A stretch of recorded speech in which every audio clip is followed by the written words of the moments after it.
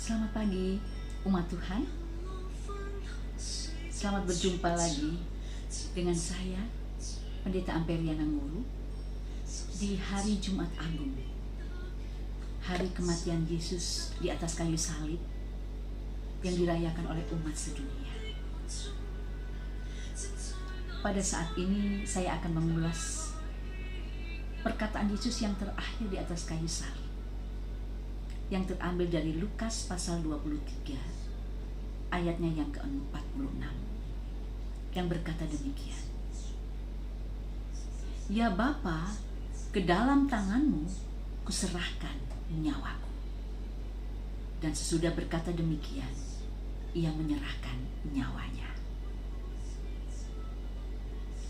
Umat Tuhan, ada sebuah puisi yang ditulis oleh seorang pengarang yang cukup legendaris di tanah air Indonesia, yaitu Chairil Anwar. Puisi itu diberikan judul Isa. Bunyinya demikian: Isa, karangan Chairil Anwar, kepada Nasrani sejati. Itu tubuh mengucur darah,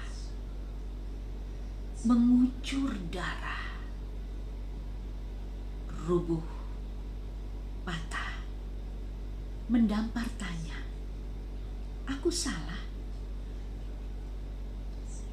Kulihat tubuh mengucur darah, aku berkata dalam darah, terbayang terang di mata masa, bertukar rupa ini segara. Mengatup luka, aku bersuka.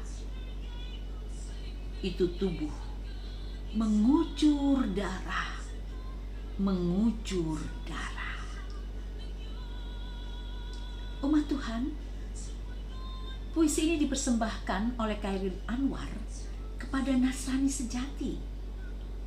Dan puisi ini menggambarkan perasaan penyair, yaitu Chairil Anwar, terhadap sosok Isa atau Yesus. Di sini Chairil Anwar menempatkan dirinya dalam posisi sebagai manusia yang menerima pengorbanan Yesus. Yesus yang harus mati dengan pengorbanan yang luar biasa. Dan ini merupakan kematian yang tidak semestinya harus diterima oleh Yesus. Namun Chairil Anwar melihat bahwa dalam kematian Yesus itu, dia melihat bayangan masa depan yang membahagiakan. Umat Allah, Chairil Anwar yang seorang muslim sejati mampu menghayati arti kematian Yesus demikian dalam. Maka seharusnya orang Kristen di seluruh dunia yang menjadikan Yesus Tuhan dan Juru Selamatnya seharusnya juga bisa memaknai kematian Yesus dengan lebih dalam lagi. Kenapa Yesus harus mati dengan disalib? Mengapa Yesus memilih jalan salib?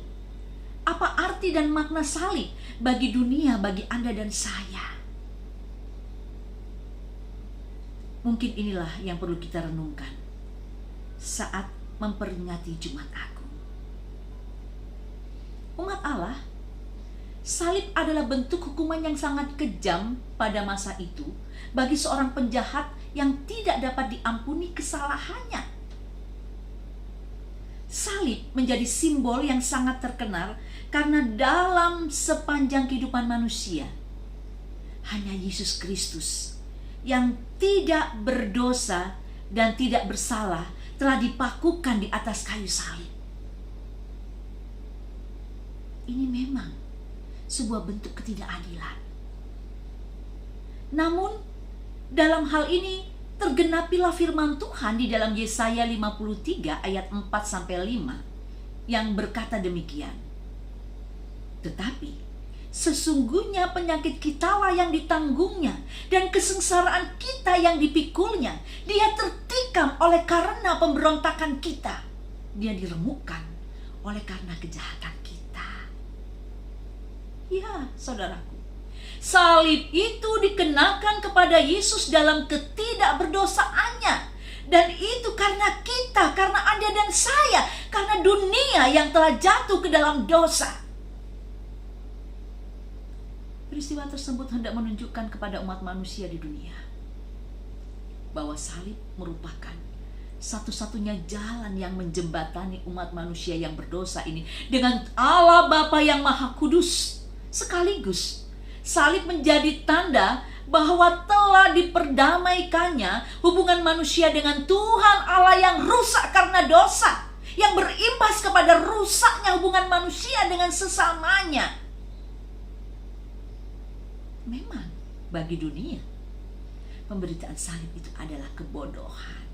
Tetapi bagi Allah, salib adalah kekuatan Allah yang menyelamatkan umat Allah. Peristiwa salib ini dicatat oleh Lukas dengan baik, dengan apik, dengan maksud, supaya mereka yang belum memahaminya dapat mengerti dan menerima Yesus sebagai Tuhan dan Juru Selamat. Mengapa? Sebab peristiwa salib menunjukkan yang pertama, kasih Bapa yang kekal bagi umat manusia. Allah yang telah menciptakan manusia tidak pernah membiarkan manusia terhilang dan binasa. Hanya karena kasih-Nya kepada manusia yang berdosa, Allah merelakan anaknya untuk menebus dosa dunia, supaya manusia memperoleh kehidupan kekal. Yang kedua, peristiwa salib juga mau menunjukkan teladan ketaatan Yesus sebagai penebus umat manusia yang berdosa. Yesus sebagai Tuhan tentu dapat memiliki caranya tersendiri untuk menyelamatkan manusia yang berdosa. Namun, Ia mentaati kehendak Bapanya dan rela menempuh jalan salib untuk menjadi penebus dosa dunia. Oleh karenanya, setiap orang yang percaya kepada Yesus yang disalib itu, yang mati dan bangkit itu, yang memperoleh keselamatan. Yang ketiga, peristiwa salib menunjukkan kegagalan dari si jahat, yaitu iblis, untuk menguasai hidup manusia yang berdosa dan merusak rencana Allah untuk menyelamatkan umat manusia. Di atas salib, Kristus telah membayar harga keberdosaan manusia, yaitu maut, kematian dengan darah-Nya yang mahal dan berharga. Sehingga benarlah kata firman Tuhan. Oleh karena Yesus, kita memperoleh pengampunan dosa. Sebab kita telah dibeli dengan lunas, bukan dengan emas dan perak, tetapi oleh darah Kristus yang mahal. Yang terakhir, peristiwa salib menunjukkan bahwa dosa manusia yang terbesar adalah menolak dan menyalibkan Kristus. Ketidakpercayaan manusia zaman ini pun tidak berbeda dengan orang-orang Yahudi yang berteriak, "Salibkan Dia, salibkan Dia!" Hari ini, segala peristiwa yang kita alami dalam hidup ini, semua telah lunas ditanggung oleh Tuhan kita Yesus Kristus di atas salib.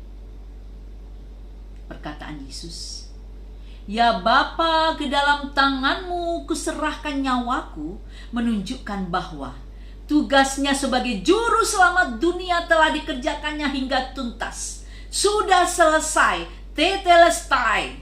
Sekarang yang ada dalam kematiannya adalah hidup kekal berdasarkan kasih pengampunan Allah Bapa. Saudaraku,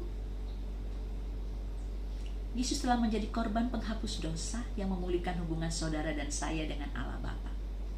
Di dalam Yesus, Anda dan saya dirangkul kembali oleh Allah dengan kasih-Nya yang membuat hidup kita tidak berada lagi di bawah kuasa kutuk dosa, melainkan berada dalam kuasa kasih Allah yang menyelamatkan. Inilah berkat dari Jumat Agung. Dan mengacu kepada firman Tuhan ini, di hari Jumat Agung ini, mari sekarang kita mengambil sikap iman. setelah kita melihat pengorbanan Yesus yang luar biasa di atas kayu salib,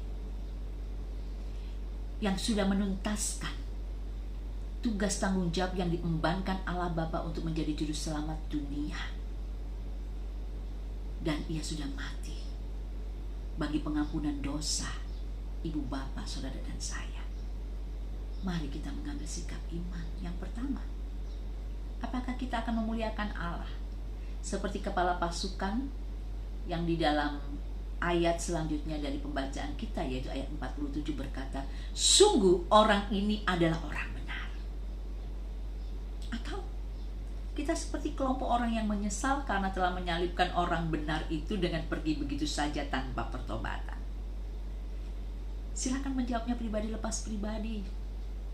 Yang pasti, firman Tuhan mengajak seluruh umat Tuhan untuk menghayati kematian Kristus yang seharusnya memotivasi Anda dan saya untuk selalu memuliakan Kristus lewat kehidupan kita yang diwarnai dengan ketaatan dan kesetiaan.